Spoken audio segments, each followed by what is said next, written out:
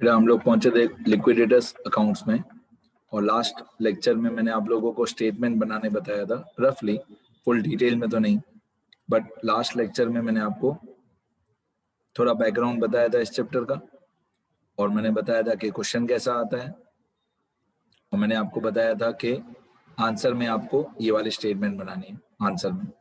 ठीक है, अब थोड़े बहुत और स्टेप्स डिटेल में एक एक स्टेप बताते जाता हूँ, खास करके जो पेमेंट साइड है। यदि पेमेंट साइड पे लिखा है by secured creditors step 1, by preferential creditors step 2 और बाय अनसिक्योर्ड क्रेडिटर्स स्टेप 3, इनके बारे में थोड़ा समझाता हूँ। ये यहाँ से लेकर हम लोग आज की अपनी पढ़ाई शुरू करते हैं। तो जो ये सिक्योर्ड क्रेडिटर्स होता है, जो हमारे सिक्योर्ड क्रेडिटर्स होते हैं, इसमें क्या क्या आएगा? वैसे तो बहुत सारी चीजें आती है। सिक्योर्ड क्रेडिटर्स, प्रेफरेंशियल क्रेडिटर्स और अनसिक्योर्ड क्रेडिटर्स।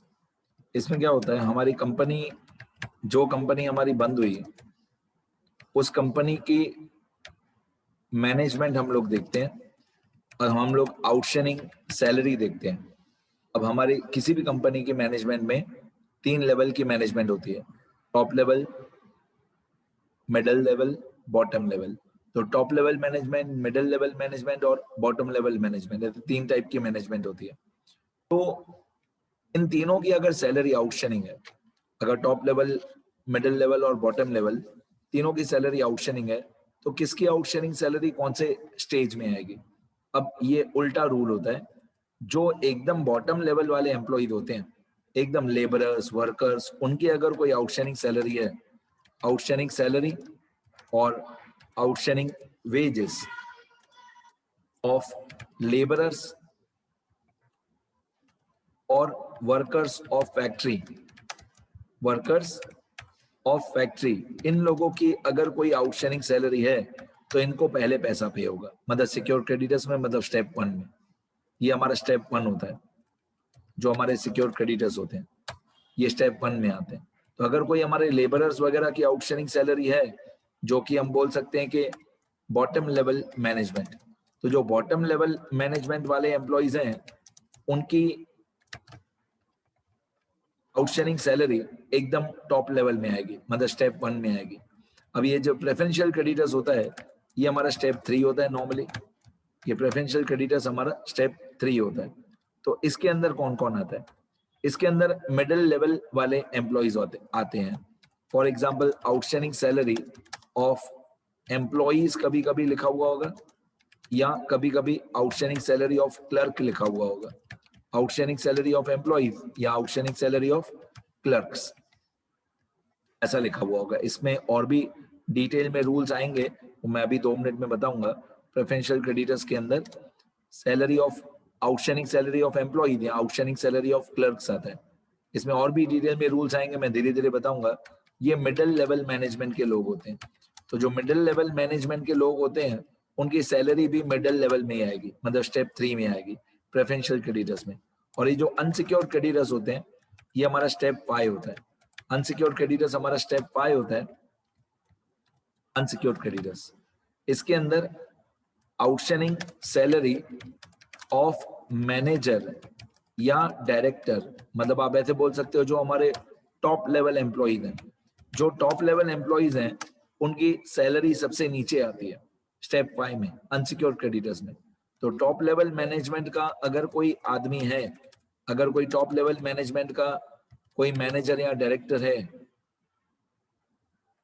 उसकी सैलरी बाकी है, तो उसको हम लोग एकदम स्टेप 5 में नीचे नीचे पे करेंगे। तो एकदम उल्टा रूल है, बॉटम लेवल वाले स्टेप 1 में, मिडिल लेवल वाले स्टेप 3 में और टॉप लेवल वाले स्टेप 5 में। अब ये जो प्रेफरेंशियल क्रेडिटर्स है स्टेप 3 वाला, ये जो प्रेफरेंशियल क्रेडिटर्स है जिसमें आउटस्टैंडिंग सैलरी ऑफ एम्प्लॉइज या क्लर्क्स है, इसमें और भी आगे रूल्स होते हैं। तो मैं आपको इसके रूल्स बताता हूँ कि और आगे इसके क्या रूल्स होते हैं। इसके और भी आगे रूल्स होते हैं। ऐसा नहीं होता है कि एम्प्लॉइज की या क्लर्क्स की सारी आउटस्टैंडिंग सैलरी प्रेफरेंशियल क्रेडिटर्स में आ जाती है, ऐसा नहीं होता है। इसके कुछ रूल्स होते हैं, ठीक है। अब रूल क्या होता है, मैं ए अमाउंट करके लिखता हूं। A amount actual outstanding salary, actual outstanding salary A amount B amount 4 months salary, 4 months salary, और सी अमाउंट ₹20,000 पर एम्प्लॉई, या यू कैन से पर क्लर्क, ₹20,000 पर एम्प्लॉई या ₹20,000 पर क्लर्क, एक ही बात है, पर क्लर्क। अब मेरे को इसके नीचे थोड़ी लाइंस खाली चाहिए, मैं लाइंस इंसर्ट कर देता हूँ बीच में 8-10।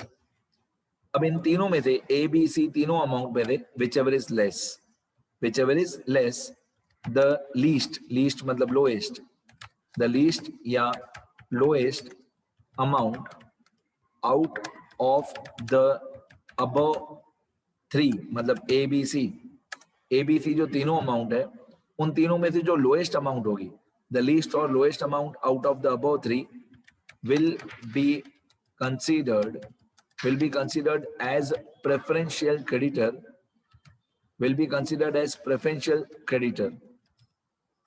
ठीक है। अब किसी भी क्लर्क की एक्चुअल आउटस्टैंडिंग सैलरी या 4 months की सैलरी या 20,000 पर क्लर्क, इन तीनों में से जो लोएस्ट अमाउंट है that will be considered as preferential creditor, ठीक है। तो ये क्लर्क्स की जो आउटस्टैंडिंग सैलरी होती है उसमें से प्रेफरेंशियल क्रेडिटर इस तरीके से निकालते हैं।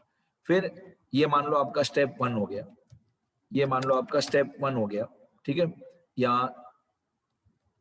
ठीक है, इसको स्टेप 1 मान लेते हैं कि इन तीनों में से जो लोएस्ट अमाउंट होगी वो प्रेफरेंशियल क्रेडिटर होगा। फिर स्टेप 2 कर लेते हैं हम लोग। स्टेप 2 क्या होगा कि बाकी जितनी आउटस्टैंडिंग सैलरी बची, अभी इन तीनों में से जो सबसे लोएस्ट होगा वो तो प्रेफरेंशियल क्रेडिटर होगा ही, लेकिन क्लर्क्स या एम्प्लॉइज जो होते हैं, क्लर्क्स या एम्प्लॉइज की जो आउटस्टैंडिंग सैलरी होती है उसके 2 पार्ट्स होते हैं। क्लर्क्स या एम्प्लॉइज की जितनी भी आउटस्टैंडिंग सैलरी होगी उसके 2 पार्ट्स होते हैं, उसमें थोड़ा प्रेफरेंशियल होता है, थोड़ा अनसिक्योर्ड भी होता है। तो प्रेफरेंशियल कैसे निकालना है वो मैंने आपको सिखा दिया, कि प्रेफरेंशियल क्रेडिटर कैसे निकालना है वो मैंने आपको सिखा दिया। अब आउटस्टैंडिंग सैलरी ऑफ क्लर्क या एम्प्लॉय में अनसिक्योर्ड कैसे निकालते हैं वो बताता हूं। तो अनसिक्योर्ड पोर्शन या part of outstanding salary of clerk, जो आउटस्टैंडिंग सैलरी ऑफ क्लर्क या एम्प्लॉय होगा उसमें अनसिक्योर्ड पार्ट कितना होगा, unsecured part equal to actual जितनी आउटस्टैंडिंग सैलरी थी, actual outstanding salary of clerk less या माइनस जितना ये स्टेप 1 में आंसर आया था। स्टेप 1 में क्या आंसर था, least of the above 3 minus amount of step 1, या आप ऐसे भी बोल सकते हो माइनस अमाउंट ऑफ स्टेप 1, या आप ऐसे भी बोल सकते हो outstanding salary, actual outstanding salary of clerk minus या तो अमाउंट ऑफ स्टेप 1, ऐसा भी बोल सकते हो, या आप ऐसे भी बोल सकते हो माइनस अमाउंट ऑफ प्रेफरेंशियल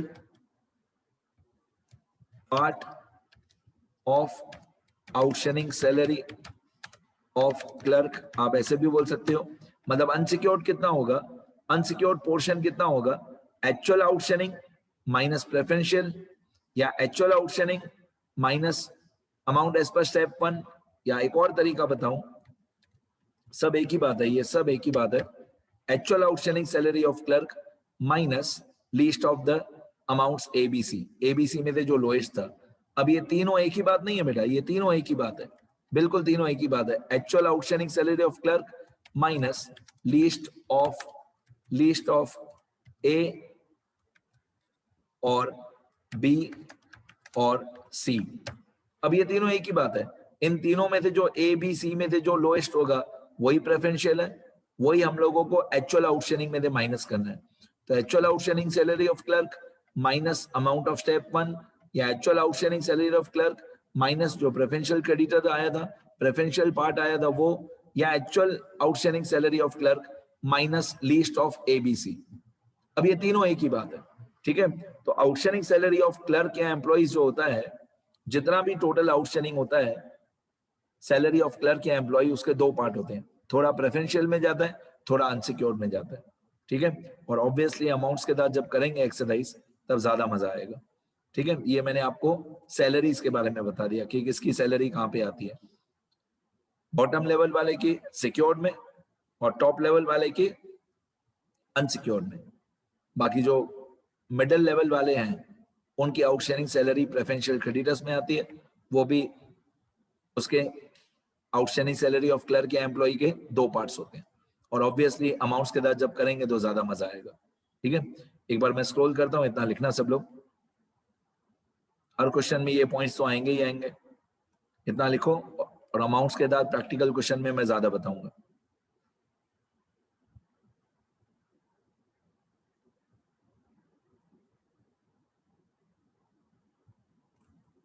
इतना लिखो सब लोग।